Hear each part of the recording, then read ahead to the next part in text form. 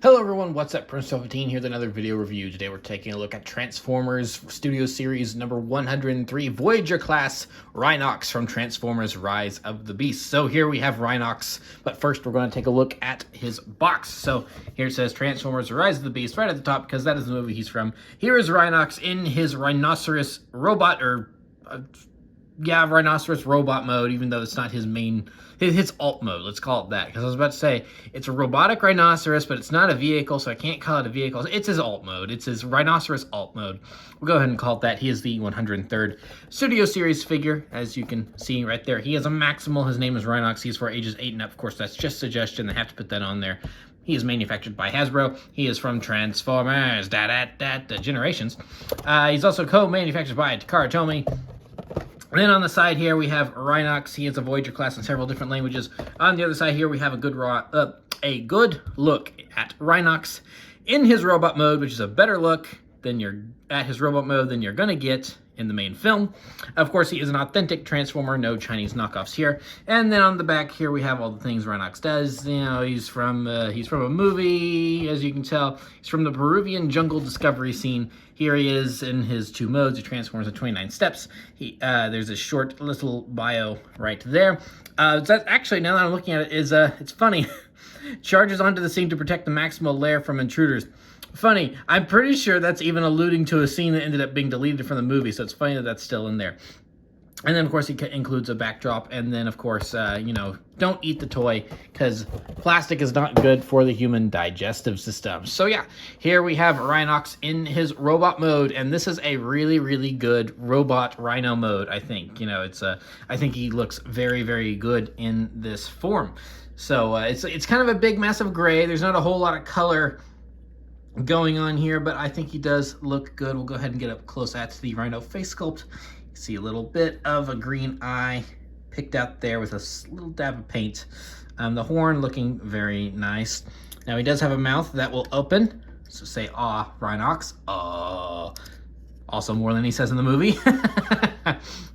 So, overall, here's a good look at him. He's got a little bit of a belly going on, but that kind of makes sense given he's a rhino. They're kind of fat, but it's all muscle. So look at the back of the legs there. Yeah, he's got his tail, which you can that's about as far down as it goes, and you can kind of move it up or down depending on your preference. And that's kind of all you get for that. He does have some articulation in his Rhino mode, considering that these are his arms in robot mode, so you do get some articulation going on robot mode, so you can put him in some different running poses or something.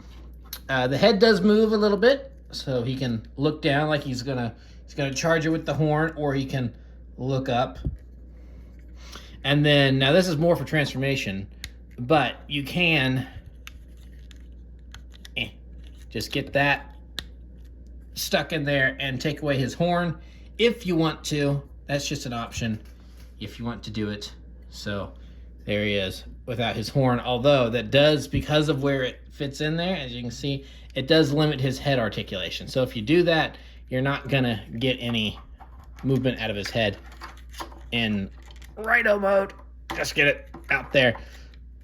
So kind of have to fight it a little bit, so it's probably not recommended that you do that, but it is something you can do if you want. And then, of course, he does have a little tab up here so you can store his weapon. So you can just put it right up top there. And then, of course, this is his mace in robot mode, but in vehicle mode, it looks like a missile launcher with a big stick. Because, those could totally be missiles that he's firing off there as he charges into battle. So yeah, so pretty good looking Rhino mode. Not a whole lot to it, and I don't really have much to compare it to because I don't have any other transforming rhinos in my collection or anything that's even remotely close to that. So we'll go ahead and just move on to his transformation. And his transformation's a pretty good one here. I do quite like it a lot. So one of the first things we want to do is we just want to take this back section here and just kind of get it untabbed from its little spot right in there, and that's just going to help start moving things along. We can go ahead and work on the legs here. The legs are pretty easy. You just want to swivel that down. And yeah, I think the legs are pretty much done. The instructions talk about like moving something in place, but it's nothing really. It's like, this kind of just stays. It's like there's nothing really that, unless I'm missing something, there's nothing that really moves here other than just. And then there's these kind of panels here, which I don't really understand. These, they could have just. It's like, I feel like they included these just to count toward that extra step of transformation, but I mean, they just kind of. Yeah, that's about it. You just kind of pull them out and push them back in for robot mode, and that's really about it. So yeah, the legs are pretty much done now. So now what we'll go ahead and do is we'll kind of get these arms out of the way. So as we can see, you can see the different silvers here, the kind of darker silver and lighter silver. That's going to be different parts here. So we'll just go ahead and get that yanked out right there, and that yanked out right there, and then these are on hinges. So we'll just kind of move them up and have them out of the way for now, and then we can kind of work on some of the chest here. So this whole thing kind of folds up in on itself, which I think is really clever. So there's these little tabs right here, and then they just go into these little notches right here, and that's how you get all that to stick into place. So we're just going to bring that down like that, and then bring these two pieces out right here, and they just kind of tab in there. And then we want to bring all of this up right here. And then when we do that, we do want to make sure that then the arms are getting tabbed into those little slots. If it wants to focus in, there you go, on those little slots right there. So you want to make sure that you've got the arms in the right position. That one's in position, but this other one over here is not. Come on, work with me here. There we are. Just kind of, there we are. That's pretty much all in place. Now, I want to press that back because that will kind of get stuck in that hole right there. But we don't want that to happen. So now that we've done that, we can just kind of bring all this up, tab it into the back, and then you can just kind of do with the tail what you wish. You can have it hanging down, you can push it up, whatever. And then we want to take this section here and bring it back. So that's going to be the whole back section here, as you can see. And we've unfortunately untabbed the arms as we've done that. So we'll just get that sorted. And it's like, oh, hey, there's his face. So now what we want to do is we need to work on getting the head moved around. So this whole section here, which is, his neck, I think it's probably going to help if I can show you and not just staring at the shoulder pad. So this whole section here is his neck in Rhino mode. We just want to move this up. That's going to click in. So now that we've got everything kind of in position here, what we want to do is we want to make sure that this piece right here, the horn, we need it to go past this, because otherwise it's going to be creating a blockage and it's not going to want to fold up properly. So you want that to make sure that goes in there. And then now you can fold the neck in, and then now we're going to be able to fold the head in better, and it will just fold in like that. You can click everything together. Then, even though I've already shown you this part, then you can go ahead and bring up the chest and get all that secured away. Then just get these pieces clicked into place there. And now we're about ready to finish up here. So want to kind of get because these are going to be the arms, kind of get those the way we want them. And then kind of get these moved over here, because then this panel here is going to flip down. Want to turn that around and just pop that in there. And then the hand's going to be the wrong way around, so we're going to want to rotate that. And then we're going to want to do the same thing over here with this arm. Just if it wants to, yep, see, there we go. So first you're going to want to pop this entire thing off. We're going to do some parts forming here because it's just a little bit easier. No, of course this is just supposed to flip down, but at least on my copy this has, it's on really this arm specifically. As you saw, I didn't really have a problem over here, but this arm specifically, this one just likes to pop off in the middle of transforming it, which can be a little annoying. So just swivel that around, push it up into there, get the hand the way we want it, and then I'm pretty sure we've got Rhinox all done here, so we'll just kind of get things adjusted.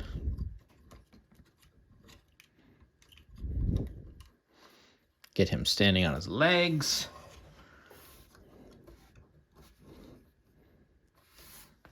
And yeah, there we have Rhinox in his robot mode. And this is a pretty good looking robot mode. I really, really enjoy this.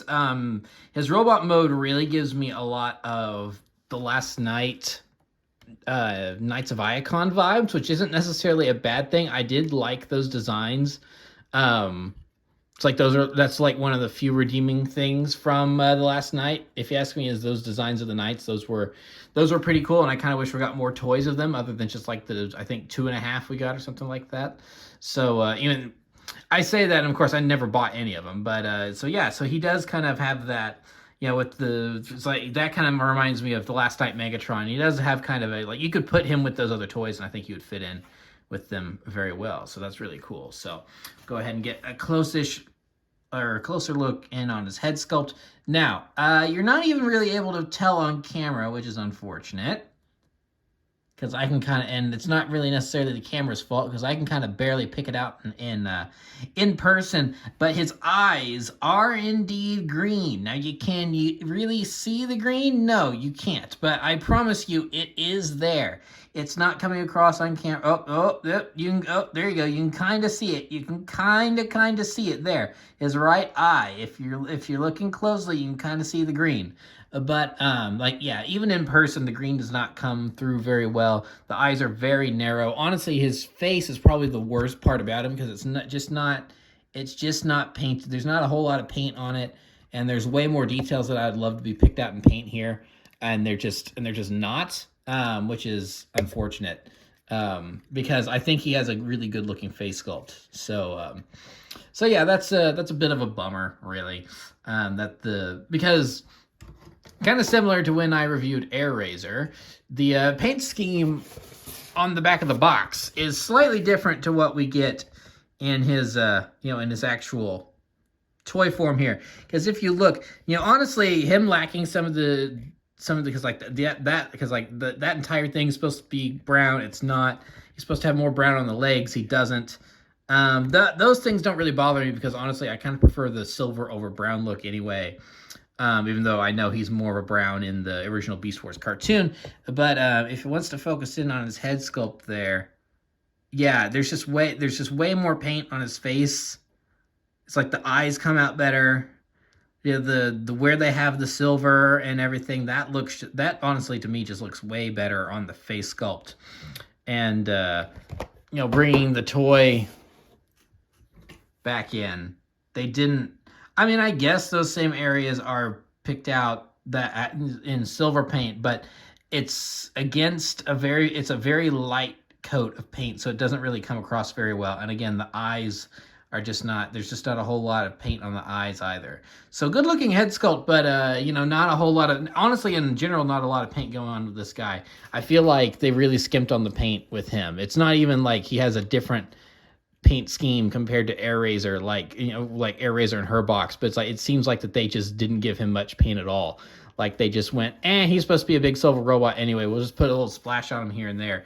So yeah, there's not a whole lot of paint on him, unfortunately. Now, he does come with a weapon, so it's his mace. So we saw this earlier, so you can put him on him in his, actually, it also stores in his robot mode like that, so you can do that. But if you want him to hold it, then there's this tab in there, if you'll see, and then now he's got his mace.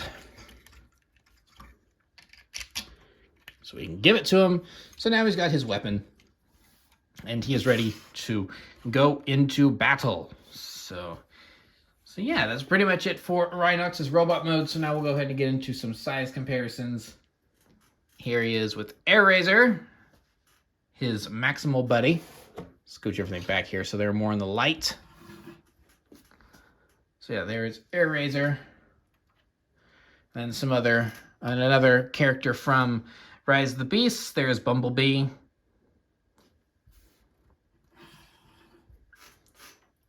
air razor a little bit. And then here we have Bumblebee movie Optimus Prime, which is, essentially Rise of the Beasts Optimus Prime with some slight differences. So yeah, there's how they all look together. He does have a very imposing presence among them, which I really appreciate. He really does look like he's not exactly a towering giant, because honestly, I think Optimus's head is a little taller, but Rhinox does have the horns and that kind of ridge where his back is.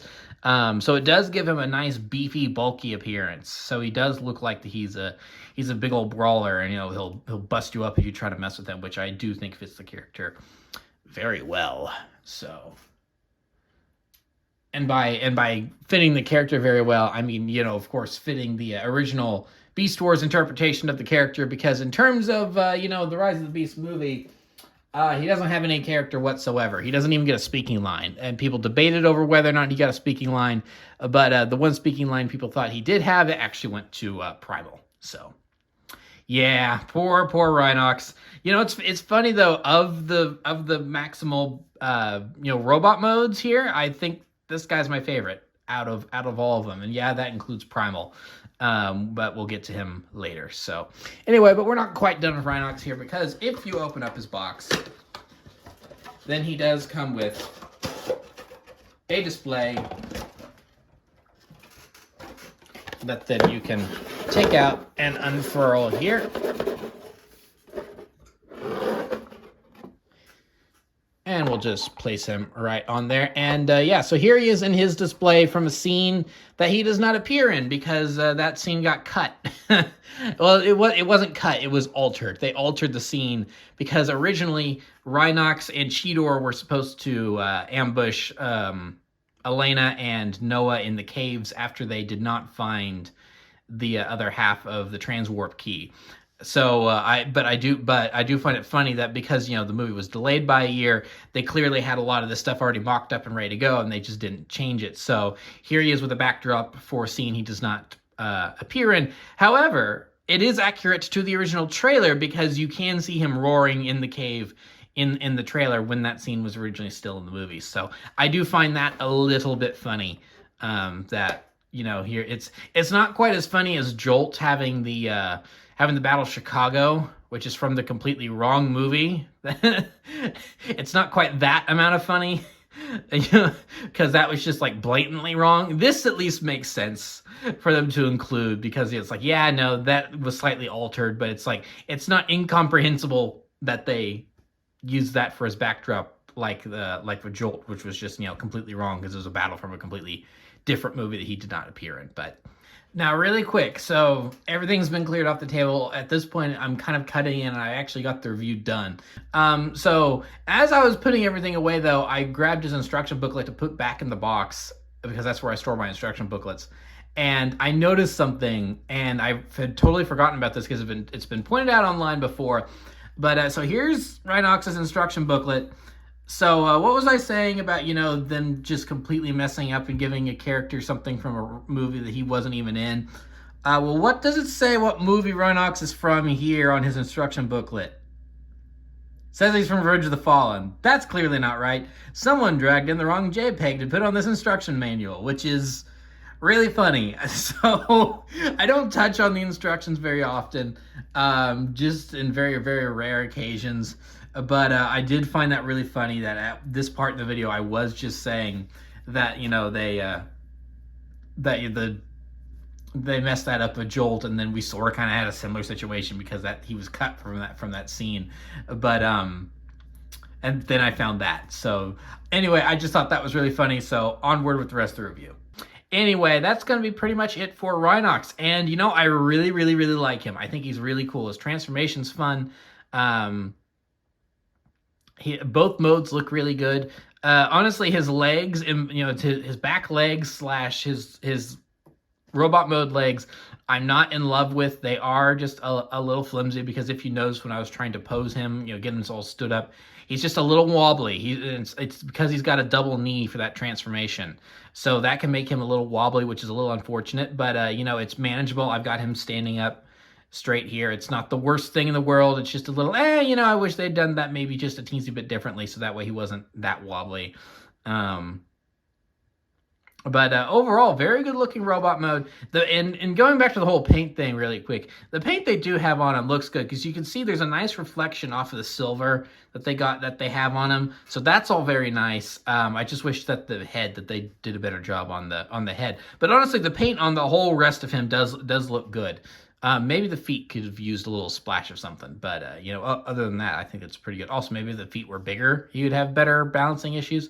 But anyway, those are really just small little nitpicks. Overall, I really like this figure, and I would certainly recommend him. So, yeah, so that'll pretty much be it for this review. Blah, words. So remember to like, comment, subscribe, all that great stuff. Remember to follow me on Twitter and Instagram. Those links are in the description below, and I will see you guys next time. Thank you so much for watching, and goodbye.